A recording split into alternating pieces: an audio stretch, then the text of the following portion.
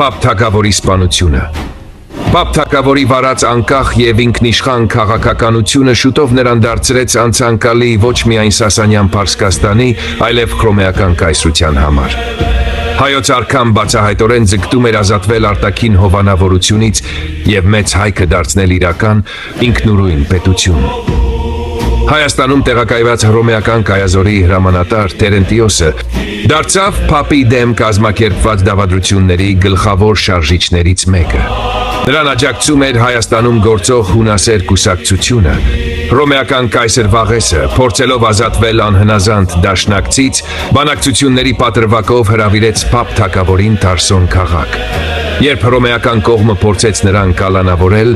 նա իր մոտ 300 թիկնապահների օգնությամբ կարողացավ խուսափել ձերբակալությունից եւ վերադառնալ մեծ հայք։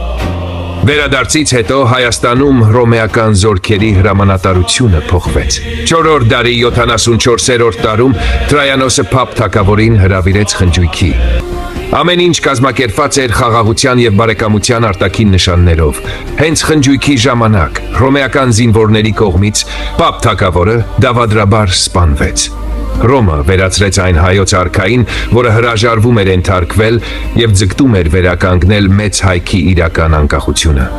Պապի մահվամբ Արշակունյաց գահը կրկին թուլացավ։ Հետագա աղբյուրներում Փապ թագավորի շուրջ ստեղծվեցին բազմաթիվ սև լեգենդներ, փորձ արվեց նրան ներկայացնել որպես անբարոյական, բռնի եւ անկայուն իշխող։ Սակայն պատմական փաստերի քննությունը ցույց է տալիս,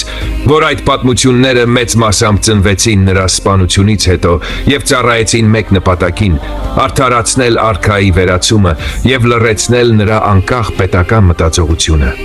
Նրա մահը դարձավ ոչ միայն մի մարդու, այլև մի ամբողջ քաղաքական ծրագրի բռնի ընդհատում։